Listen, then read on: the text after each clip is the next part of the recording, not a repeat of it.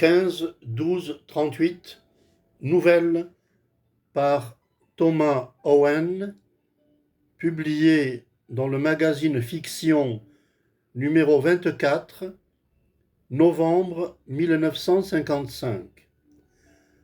15-12-38. Il retournait, passablement intrigué, l'enveloppe mauve entre ses doigts.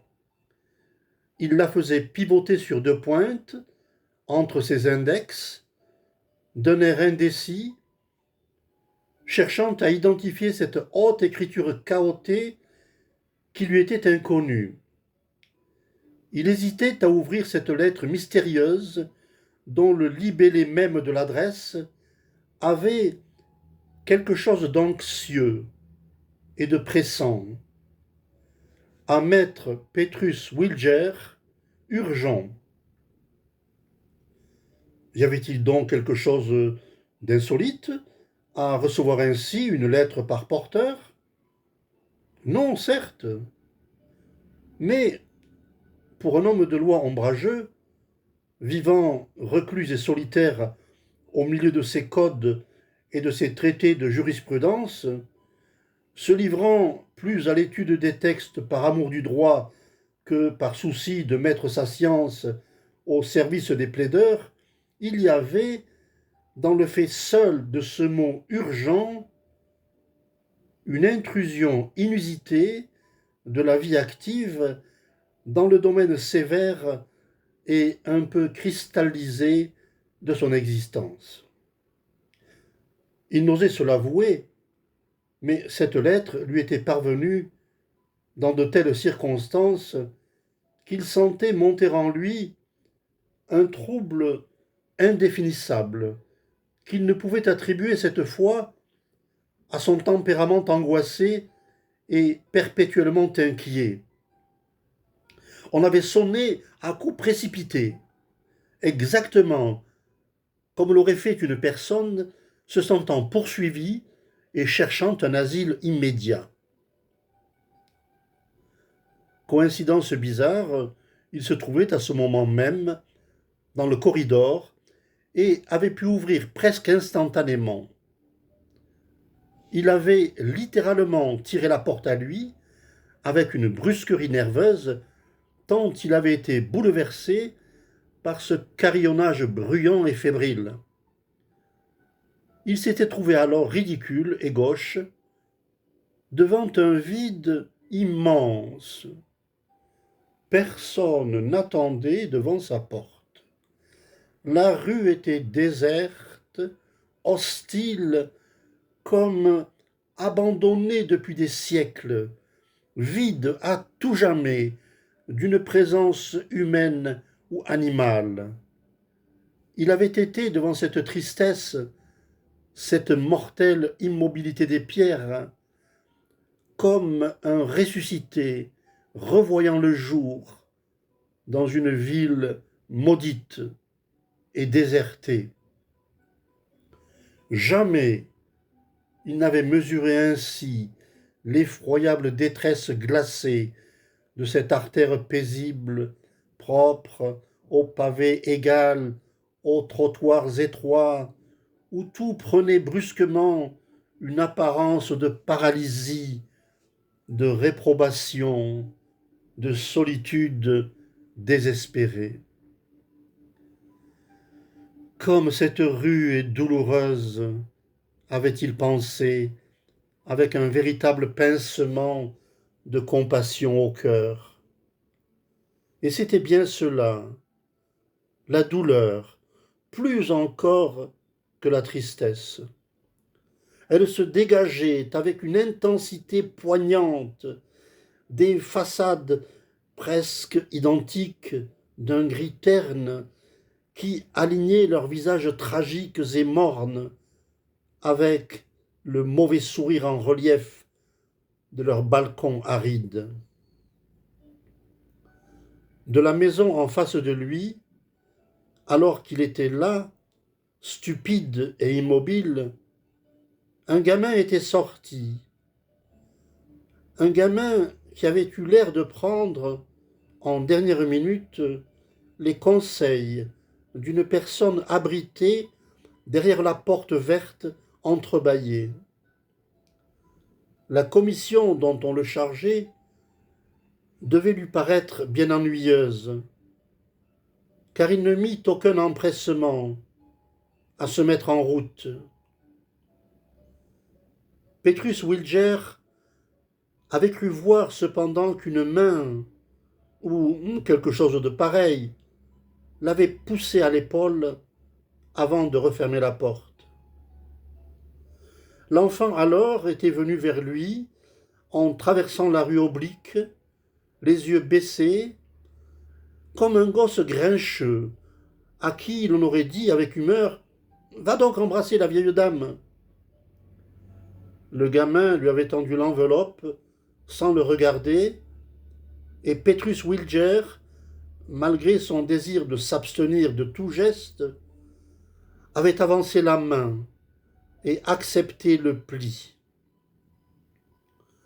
L'enfant, à ce moment, avait reculé prestement et s'était aussitôt éloigné, témoignant sa crainte et sa méfiance. Petrus Wilger avait regardé l'enveloppe tout d'abord. Elle lui était bien destinée. Il avait levé les yeux ensuite, indécis, étourdi par l'étrange manège qui faisait monter en lui une irritation crispante qui lui donnait à la fois envie de pleurer et de torturer quelqu'un. Il avait voulu rappeler le petit porteur, mais il était fort loin. « Hé, hé !» avait fait Wilger, et le gamin s'était retourné. Mais à la vue de cet homme hagard sur le pas de sa porte, qui lui faisait des signes, il s'était mis à courir tout à coup au milieu de la rue. Alors, Wilger avait fait cette constatation effarante.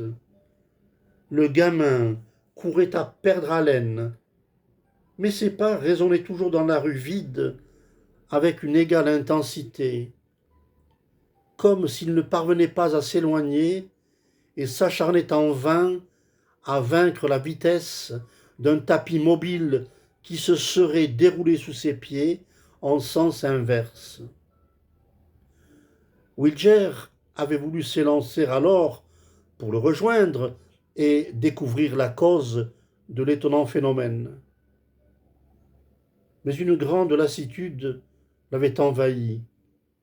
Quelque chose comme la molle étreinte d'une fatigue de cauchemar qui refuse aux jambes le droit de sauver le corps. Une paralysie physique, mais aussi intellectuelle. Une sorte de battement du cerveau.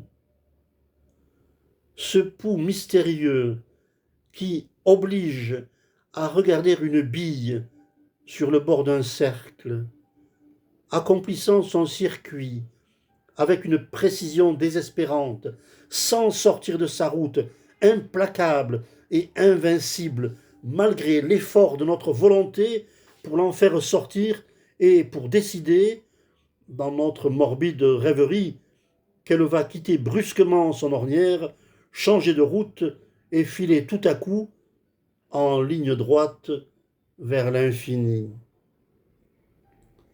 C'est l'instant où l'on n'est plus maître de sa pensée, où quelque chose d'autre a pris les commandes et se rit de nos efforts infructueux et rageurs pour ressaisir la maîtrise de nos facultés.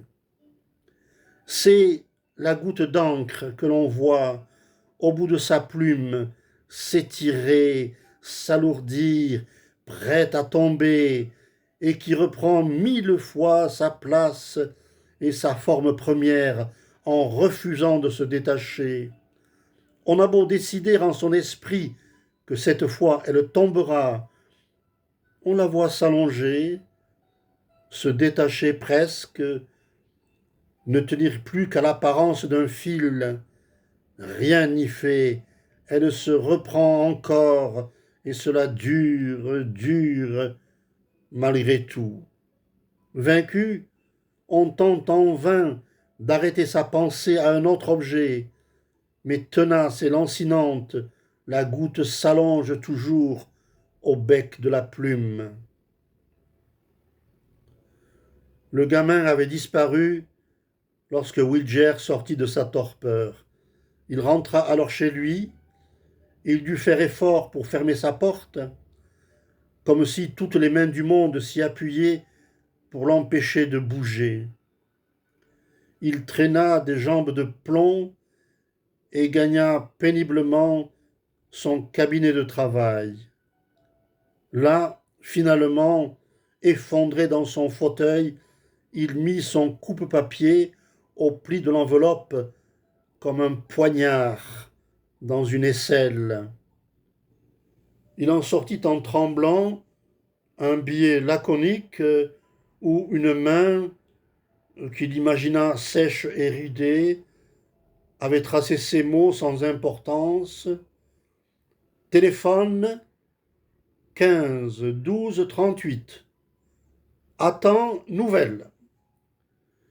Il soupira et sourit, soulagé.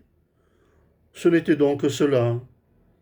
Il eut l'impression d'un ballon d'enfant qui filait droit vers le ciel bleu.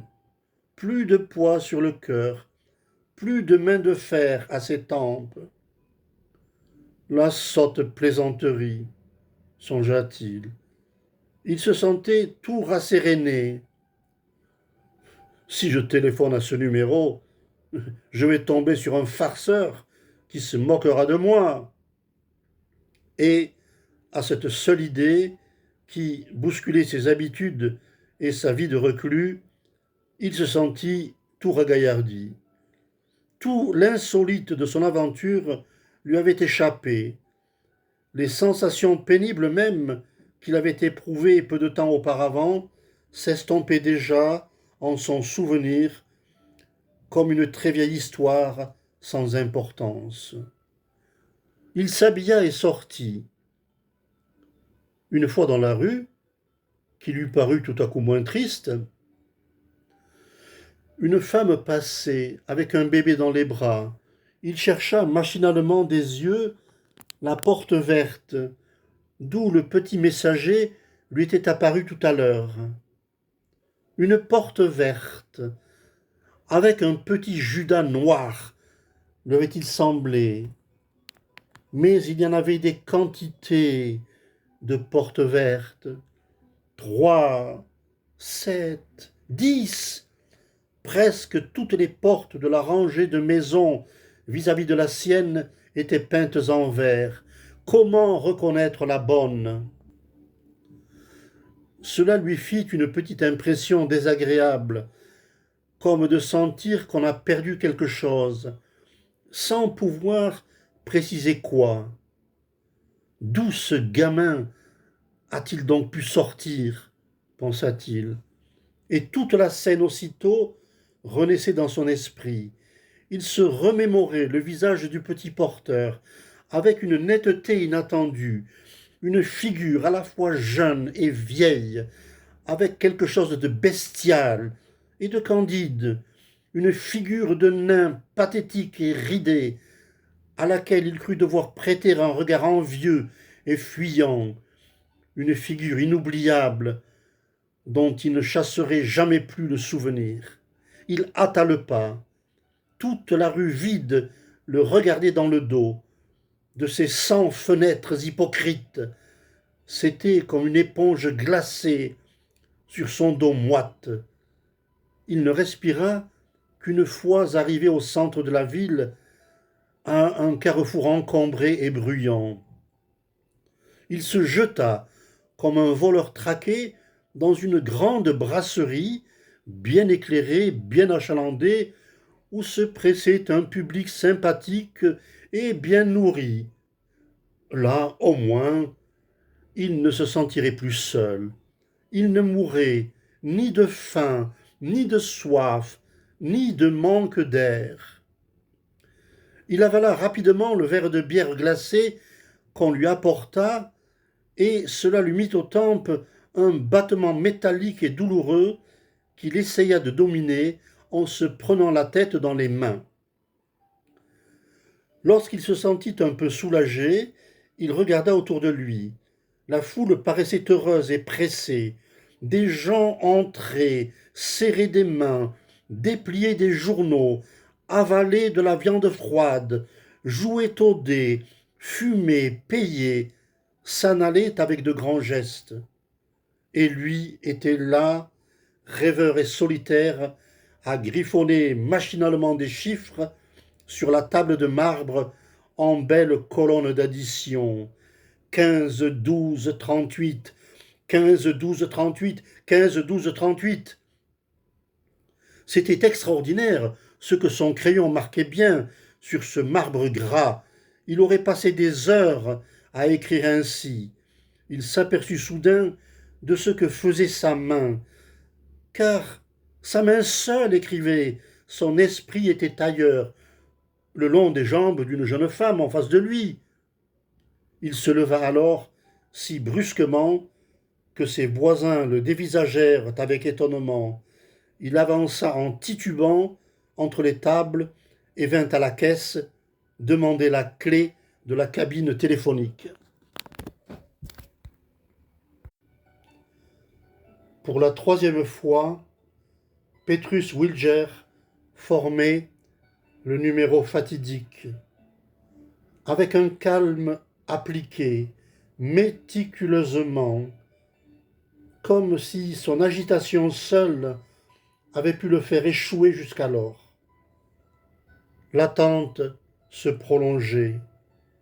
Dans le lointain inconnu, vide, seule, sourde, angoissée, retentissait la sonnerie d'appel. Le numéro existe certainement, pensa-t-il, puisque cela sonne. Mais on ne répond pas. Il attendit patiemment. Il se donna le droit d'écouter encore 5 appels de la sonnerie, et 5 fois renouvela ce délai de lâcheté. C'était plus fort que lui. Maintenant qu'il avait décidé de téléphoner, il en aurait le cœur net. Et soudain on décrocha. Il en fut épouvanté. Il ne s'y attendait plus. Il aurait préféré l'éternisation de sa vaine attente à ce brusque tête-à-tête avec une réalité sur laquelle il ne comptait plus. Qu'allait-il donc dire? Il l'avait oublié. Très sincèrement, il était à Quilla. Allô? Répéta au bout du fil une voix neutre et sans timbre. Allô? Dit Wilger en parlant très vite, beaucoup trop vite pour un homme raisonnable. Allô, allô? Je ne suis pas dupe de votre plaisanterie, mon cher. Je suis un vieux singe et... Il resta à court. La banalité de ses paroles l'irritait contre lui-même. Il avait parlé ainsi, sottement, sans réfléchir, préférant tout à ce silence inintelligent qui le paralysait. Un rire bizarre lui gratta dans l'oreille, un rire creux, qui fut la seule réponse. « Allô, ici Petrus Wilger, dit-il. À qui ai-je l'honneur ?» Alors la voix sans timbre, légèrement ironique, « Oui, oui, on avance, et la distance reste la même. » Là-dessus, on raccrocha. Et, dans son impuissante colère, il n'entendit plus dans l'appareil qu'un sifflement crissant ou craqué par moments des parasites. Il raccrocha l'écouteur avec violence et découragement et sortit de la cabine. L'orchestre, à ce moment, commençait à jouer et il sursauta, mal à l'aise. Il avait l'impression d'être accueilli avec ironie par une foule en joie de le voir mystifié. Il alla s'accouder à sa table, le front dans la main, isolé du bruit et de la foule par son évasion intérieure, comme ces êtres que l'on rencontre parfois dans les endroits publics, solitaires et pathétiques, plongés sans respect humain dans une méditation impassible et douloureuse. Tout ce qui peut exister de terreur indécise, d'angoisse malfaisante, avait rampé jusqu'à lui par les ténébreux détours de la peur et le serrait à présent à la gorge comme une main de plomb, empêchant sa salive de passer. La terreur de l'inconnu, l'épouvante de cette rue où il avait son logement, la hantise d'une malédiction inexplicable qui venait de s'abattre sur lui injustement, sans qu'il pût comprendre pourquoi, lui labourait le cœur à petits coups raffinés, comme autant d'ongles empoisonnés. Il avait envie de pleurer, comme les enfants victimes d'une aveugle malchance et qui ne songent ni à sangloter, ni à se révolter, tant ils sont désemparés par le malheur qui les poursuit. Une fatalité implacable, venue de très loin, avait jeté sur lui son manteau noir. Il n'arrivait pas à s'en libérer. Il était trop lourd, trop grand, maintenu de partout par des mains invisibles qui lui tendaient comme un piège, le forçant lentement et pesamment à courber l'échine. Il refusa de lutter et résolut de fuir. Il se jetterait à terre, il ramperait entre les tables, il échapperait à cette sombre menace. Vous ne vous sentez pas bien? Vint demander le garçon en veste blanche. Ces mots seuls le libérèrent. Il put se redresser. Il trouva la force et la lucidité de régler son verre de bière. Il sortit. Il secoua son malaise. Décidément, il lui fallait s'observer, se soigner. Il travaillait trop. La fatigue seule meublait son cerveau de ses folles imaginations. Il lui faudrait prendre du repos, se retirer à la campagne, chez ce vieil oncle douanier qui lui demandait une fois par an de venir passer quelques jours auprès de lui, avec une insistance discrète et jamais découragée. Une cabine téléphonique au coin de la rue fit renaître cependant ses préoccupations. Il ne put résister au besoin de s'y engouffrer. Il demanda le bureau central. Pouvez-vous me dire quel est le détenteur du numéro d'appel 15 12 38 ? Un moment, il était tendu à l'extrême. De la nuque au talon, un nerf en lui se tordait effroyablement. Allô, vous avez dit le 15 12 38, n'est-ce pas? Oui, ce numéro n'existe pas. Mais, mademoiselle, balbutia-t-il, je viens d'avoir une communication avec lui. Ce numéro n'existe pas, fit une voix sèche. Mais je vous assure, il trépigna d'impatience. C'est impossible, voyons. Comme il insistait encore d'une voix suppliante, on raccrocha. Il rentra chez lui épuisé.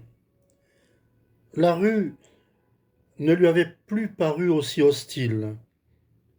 Il avait croisé encore cette femme avec son bébé dans les bras, et cela l'avait rassuré. À présent, le nez à la vitre, Comme un enfant à l'étalage d'une boutique de jouets, il observait. Ah, toutes ces portes vertes, inertes, hostiles, mortes, comme peintes sur les murs. Le soir se mit à tomber, comme une pluie fine, en fils noirs et gris. Dans cette sorte de brouillard, les réverbères s'éclairèrent piteusement de leurs maigres halos jaunâtres. Et soudain il tressaillit. Dans la rue, quelqu'un courait.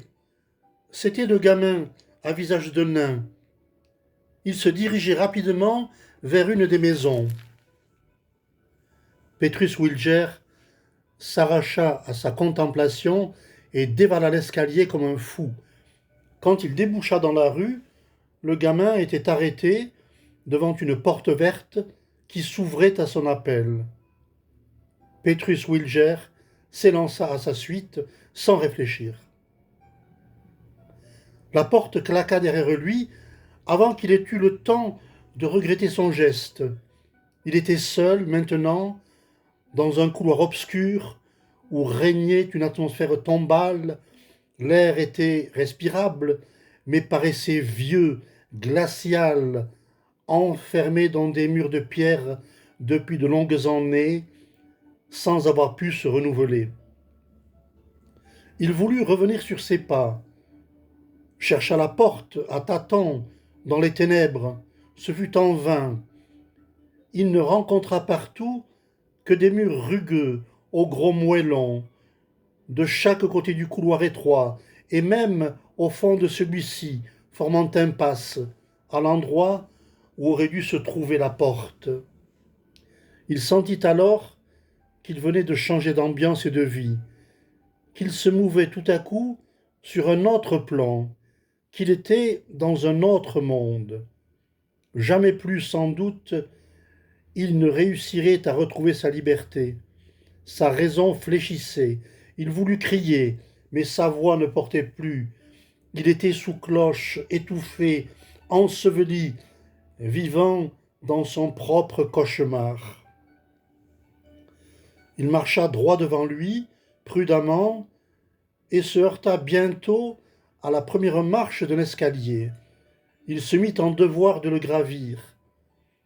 Mais, à mesure qu'il montait, les degrés sous lui s'enfonçaient dans le sol, et tout à coup, il fut sur un palier.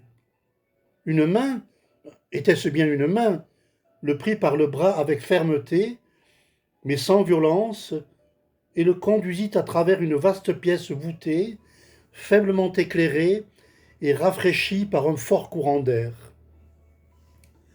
Petrus Wilger se retourna pour voir qui le menait ainsi vers son destin. À son geste, l'étreinte sur son bras cessa brusquement. Il se tâta anxieusement, passa sa main sur sa manche, à l'endroit où il avait senti la pression impérieuse. Plus rien, seulement une sensation de chaleur qui disparut rapidement. Il s'était arrêté. Il entendit distinctement tomber une goutte d'eau de très haut sur une pierre plate et sursauta. Alors, la lumière augmenta d'intensité et il put distinguer l'endroit où il se trouvait. C'était une pièce immense, toute ronde, comme l'intérieur d'une coupole, avec un pavement de dalles de pierre bleue.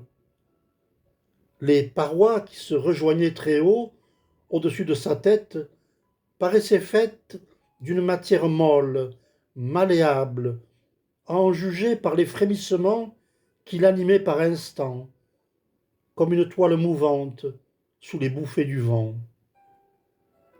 Il courut vers la cloison, dans l'espoir d'y chercher une issue, et s'arrêta pétrifié. Devant lui, la pièce s'étirait. Il changea de direction et, les bras en avant, s'élança droit devant lui. La paroi, une nouvelle fois, se déroba. Il s'arrêta haletant. entreprit alors de se déplacer avec prudence, comme s'il voulait approcher d'un animal en éveil. Peine perdue. À chaque pas qu'il faisait, la cloche immense sous laquelle il était, comme une mouche sans ailes, s'éloignait. Il eut beau faire ses courses folles, ses feintes, ses élans désespérés restèrent vains. Quoi qu'il fît, il se retrouvait toujours à égale distance des bords de l'énorme cuvette renversée. Alors il se laissa choir, désespéré, sur les dalles froides, et attendit l'inévitable, la tête dans ses bras repliés. Des pas retentirent, venus en même temps de tous les points de la pièce, des pas rythmés, comme ceux de troupes en marche, qui auraient choisi comme point de rencontre l'endroit même où il s'était effondré. Il était désormais inutile pour lui de faire face au danger. Le danger naissait de partout. Il préféra fermer les yeux et subir son sort. Le sol tremblait sous cette marche cadencée, lourde et implacable, dont il percevait l'approche effrayante par toutes les fibres de son pauvre corps épuisé et aveugle. Un relent puissant lui parvint alors de troupes et d'étables où la sueur, l'urine, la paille, le cuir et la poussière mêlaient affreusement leurs parfums. Ils étaient là. Des passants bien habillés rentraient à pied d'une soirée prolongée. Les femmes traînaient le bas de leurs robes sur le trottoir et les hommes souffraient dans leurs souliers vernis. Les deux couples s'arrêtèrent soudain de bavarder et de rire. « Tu as entendu ?» fit une des femmes. « Quoi ?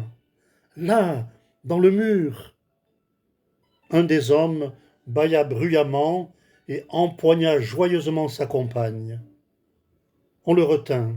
« Non, réellement, écoute, mon vieux. Qu'est-ce que c'est que cette maison ? Une caserne ? » Cela ne paraît pas à première vue. La porte s'ouvrit comme il passait. Une petite porte verte, toute bête et toute simple, comme on en voit à toutes les maisons bourgeoises. Ils sentirent passer un souffle d'air renfermé, glacial, vieux pour tout dire. Un paquet mou vint s'abattre à leurs pieds. Cela les fit bondir de côté et arracha un double cri aux femmes effrayées. Le premier mouvement du petit groupe fut de s'éloigner au plus vite. Ce paquet mou, qui venait de s'affaisser sur le trottoir, était un corps humain, un corps meurtri, sanglant, pantelant, désarticulé. Le bourgeois a naturellement peur de la mort, du sang, de la plaie rouge que l'on découvre en entr'ouvrant une veste sous laquelle frémissent, douloureuses, des chairs meurtries. Un des hommes cria aux femmes : « Avancez, avancez donc, mais ne restez donc pas ici !» Son énervement allait croissant. Il les bouscula. Il n'était plus maître de lui. Il voulait leur éviter l'horreur d'un spectacle qui le bouleversait et ravinait d'angoisse son propre visage, si jovial encore quelques instants plus tôt. Les femmes s'éloignèrent un peu, inquiètes et curieuses. Un taxi passa heureusement. On le héla. « Chauffeur, un blessé !» On s'approcha alors seulement du malheureux qui gisait dans son sang. « Un blessé, ça ?» fit le chauffeur avec effroi. « L'avez-vous bien regardé ? » ?»« Non. »« Alors ne le faites pas, c'est trop affreux. Il faut prévenir la police. Personne ne peut plus rien pour ce malheureux. » Le taxi chargea les passants, grinça dans la nuit, recula vers le milieu de la rue, balaya les façades mortes de ses phares malades et, ayant viré, repartit dans la direction d'où il était venu. Le médecin de service déclara qu'il n'avait jamais vu une chose pareille. Cet homme a dû être écrasé ou piétiné. C'est effarant. Il n'est pas un pouce de son corps qui ne soit affreusement meurtri. Les fractures sont innombrables. Le bassin, le crâne, toutes les côtes, les membres. Il n'est jusqu'aux doigts qui n'aient été réduits en bouillie. C'est de la démence. J'ai cru tout d'abord que ce malheureux avait péri sous les coups de plusieurs assassins qui l'auraient littéralement massacré à coups de talon. Mais il n'en est rien. L'homme de l'art baissa la voix et les yeux. Venez donc voir ici, inspecteur. Il souleva le drap qui recouvrait les restes informes.